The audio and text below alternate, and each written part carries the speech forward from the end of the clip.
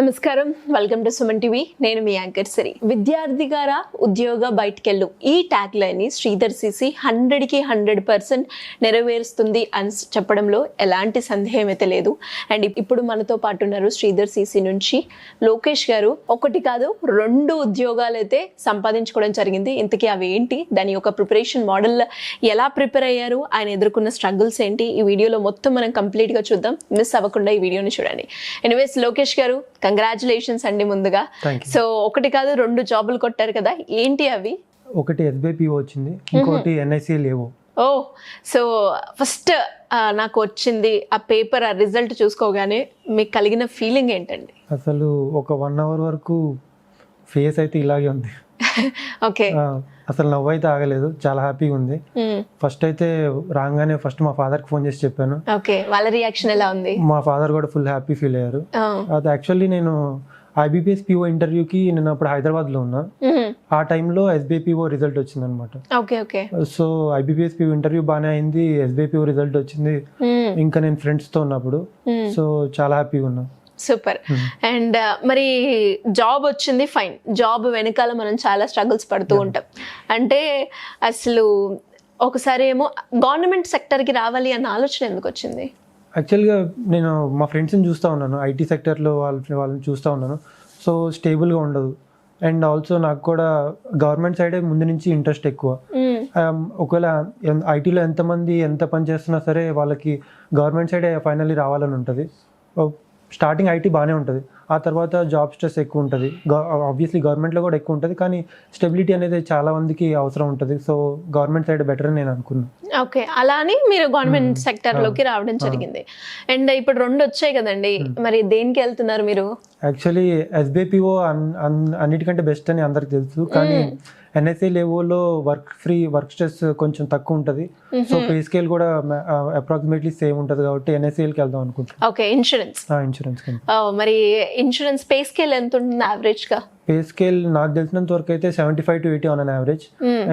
ఇంకా city by city అది vary అవుతూ ఉంటుంది. ఓకే, అండ్ టైం ఫ్లెక్సిబిలిటీ కూడా చాలా మనకి కన్వీనియంట్ గా ఉంటుంది. టైం ఫ్లెక్సిబిలిటీ కూడా బాగుంటుంది. యాక్చువల్లీ NICLలో ఎట్లా అంటే 10 to 5 మ్యాక్స్ ఉంటుంది. మా మేబీ వర్కింగ్ ఎక్కువ ఉంటే 6 వరకు ఎక్స్టెండ్ అవుతుంది. ఓకే, మరి మనం స్టడీస్ పరంగా వస్తే శ్రీధర్ సిసిని అప్రోచ్ అవ్వాలి అన్న ఆలోచన ఎందుకు వచ్చింది? యాక్చువల్గా నేను ఉండేది విజయవాడలోనే. సో నేను మా ఎల్డర్ సిస్టర్, తనకి ఇప్పుడు అప్రాక్సిమేట్లీ 30 years అనుకుంటా. తను బీటెక్ అయిపోయిన తర్వాత నుంచి శ్రీధర్ సిసి అనేది విజయవాడలో చాలా ఫేమస్, అందరికీ తెలిసిందే. సో మా ఎల్డర్ సిస్టర్ కూడా ఇక్కడే జాయిన్ అయింది. తర్వాత నేను బ్యాంక్ అన్నప్పుడు బ్యాంక్లో జాయిన్ అవుతా అని చెప్పినప్పుడు ఇంకా అందరికీ ఒకటే ఇన్స్టిట్యూషన్ గుర్తొచ్చింది, శ్రీధర్ సిసి. సో ఇందులో జాయిన్ అయిన తర్వాత మీరు ఏవైతే హోప్స్ పెట్టుకొని ఎక్స్పెక్టేషన్ పెట్టుకొని శ్రీధర్ సిసికి రావడం జరిగిందో అవన్నీ ఫుల్ఫిల్ అయ్యాయా?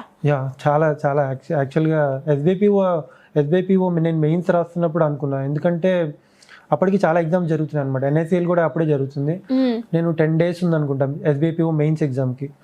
సో 10 days అప్పుడు నాకు కొంచెం టెన్షన్ కూడా వచ్చింది. 10 daysలో మెయిన్స్ ఎట్లా క్లియర్ అవుతుందేమో అనుకొని, కానీ ఆ 10 daysలో మాక్ టెస్ట్ జరిగినాయి అనమాట. ఆ మాక్ టెస్ట్ ప్రతిదీ రాసి ప్రతిదీ క్లారిటీగా అన్ని ప్రాక్టీస్ చేశాను అనమాట. సో ఆ విధంగా SBPO నేను అనుకున్న దానికంటే SBPO నేను కొంచెం చెప్పాలంటే అన్ఎక్స్పెక్టెడ్ SBPO. ఓకే, ఇక టీచింగ్ ఫ్యాకల్టీ ఎలా ఉంటుంది లోకేష్ గారు? యాక్చువల్లీ టీచింగ్ ఫ్యాకల్టీ నాకు టు బి ఆనెస్ట్ చెప్పాలంటే ఎక్స్ప్లెనేషన్ చాలా ఎక్కువ హెల్ప్ఫుల్ అయింది. ఎందుకంటే 4 months ఫస్ట్ స్టార్టింగ్ కోచింగ్ టైంలో 4 months ఉంటుంది. 4 months తర్వాత ఎక్స్ప్లెనేషన్లో ఏంటంటే షార్ట్ కట్స్, దాని వల్ల స్కోర్ అనేది ఎక్కువ ఇంప్రూవ్. అంటే కోర్స్ కంప్లీట్ అయిన తర్వాత కూడా మనం చదువుకునే ఫెసిలిటీ ఉంటుంది. అవును. షార్ట్ కట్స్ అనేది ఎక్స్ప్లెనేషన్ లో different teachers different short cuts చెప్తారు అనమాట. సో అది బాగా హెల్ప్ఫుల్ అయింది. మనకి నచ్చిన షార్ట్ కట్ నచ్చిన టీచర్ నుంచి అడాప్ట్ చేసుకొని మనకి తగ్గిన షార్ట్ కట్ ఉపయోగించవచ్చు. సో ఆ విధంగా హెల్ప్ఫుల్ అయింది నాకు. అండ్ అలాగే మరి హెల్ప్ఫుల్ అయింది అని అన్నారు. చాలా మందికి కూడా ఎగ్జామ్ రాసేటప్పుడు అక్యురసీ ఇంపార్టెంట్ అంటారు, టైం మేనేజ్మెంట్ అంటారు, ఎస్పెషల్లీ కాంపిటేటివ్ ఎగ్జామ్స్ లో. ఇవి రెండింటిని ఎలా బ్యాలెన్స్ చేస్తారు మీరు? యాక్చువల్లీ అదే చెప్తున్నా. అంటే ఫస్ట్ స్టార్టింగ్ అయితే అసలు మార్క్స్ అసలు వచ్చేవి కావు. అందరూ 20, 21, 22 అటెంప్ట్ చేస్తుంటే నేను 12, 13 అట్లనే అటెంప్ట్ చేసేవాడిని.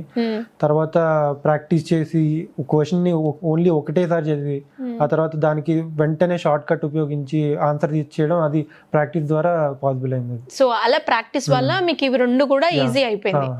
అండ్ మీరు అన్నట్టుగానే ఒక పాయింట్ అన్నారు కదా ఇంతసేపు, ప్రాక్టీస్ చేయకముందు నాకు చాలా తక్కువ మార్క్స్ వచ్చేవి అని. ఆ మార్క్స్ చూసినప్పుడు ఎప్పుడు డిమోటివేట్ అవ్వలే? లేదు, ఎందుకంటే యాక్చువల్గా స్టార్టింగే కాబట్టి నేను కొంచెం డిమోటివ్ ఏం అవ్వలేదు. ఆబ్వియస్లీ అందరినీ అడిగి కనుక్కుంటా ఉన్నాం, మీకు ఎన్ని అటెంప్ట్ చేశారు, ఎన్ని వస్తున్నాయని. సో వాళ్ళ దగ్గర నుంచి తీసుకొని, నా ఫ్రెండ్స్ ఉన్నారు బ్యాంకింగ్ ఫ్రెండ్స్, వాళ్ళ దగ్గర నుంచి మేము కలిసి చదివేవాళ్ళం. సో వాళ్ళ దగ్గర నుంచి కూడా హెల్ప్ తీసుకొని కొంచెం అయిపోయింది అది. ఓకే. అండ్ ఎస్పెషల్లీ ఎగ్జామ్స్ లో మనకి నెగిటివ్ మార్కింగ్ ఉంటుంది కదా, సో దానికి చాలా మంది స్టూడెంట్స్ భయపడిపోతూ ఉంటారు. మీరు ఎలా హ్యాండిల్ చేశారు? యాక్చువల్లీ ఇది మెయిన్, ఎందుకంటే కరెంట్ అఫైర్స్లో నెగిటివ్ ఉంటుంది, కానీ చాలా ఇదేంటి నేను కొంచెం రిస్క్ అయితే తీసుకున్నా కరెంట్ అఫైర్స్లో. ఎందుకంటే కరెంట్ అఫైర్స్ చదువుకున్నది వచ్చింది, కానీ మ్యాక్సిమం అయితే చదువుకోలేవి ఉన్నాయి. సో అందులో నేను 50-50 ఉన్నాయి, 70-30 ఛాన్సెస్ ఉన్నాయి. అవి కూడా కొన్ని పెట్టాను.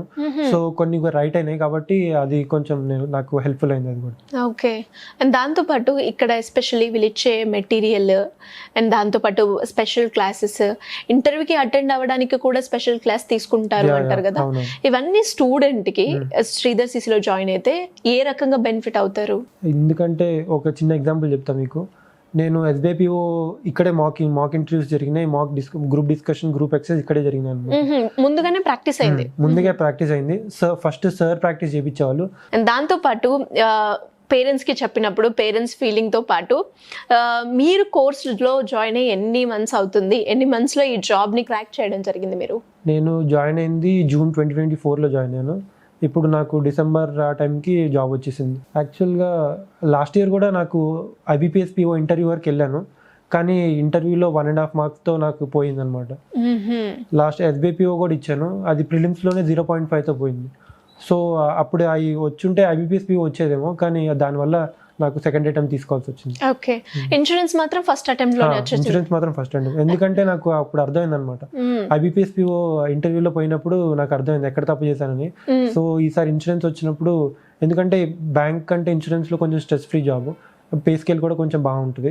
సో ఈ వచ్చిన ఆపర్చునిటీ వదులుకోకూడదని దీనికి కొంచెం ఎక్కువ కష్టపడ్డాను. Nice option. చాలా మంది కూడా ఇప్పుడు బ్యాంక్ వచ్చింది, ఇన్సూరెన్స్ వచ్చిందంటే ఆటోమేటిక్ గా అందరూ బ్యాంక్ కే వెళ్తూ ఉంటారు, కానీ మీరు ఇన్సూరెన్స్ ని చూస్ చేసుకున్నారు.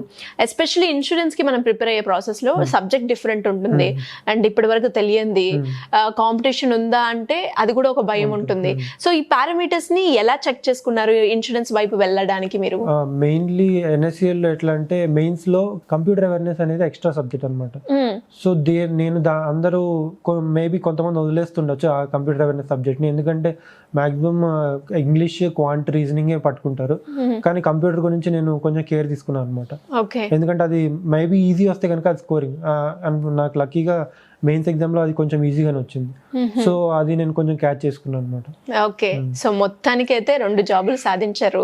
మళ్ళీ మీలాగానే ఎవరైనా కూడా కొత్తగా శ్రీధర్ సిసిలో జాయిన్ అవ్వాలి అనుకున్న వాళ్ళకి రిఫర్ చేస్తారా మీరు? 100%. ఎందుకంటే నేను 2 చెప్తా శ్రీధర్ సిసిలో ఏంటంటే, ఒకటి ఎక్స్ప్లెనేషన్స్, ఇంకోటి మాక్ ఇంటర్వ్యూస్.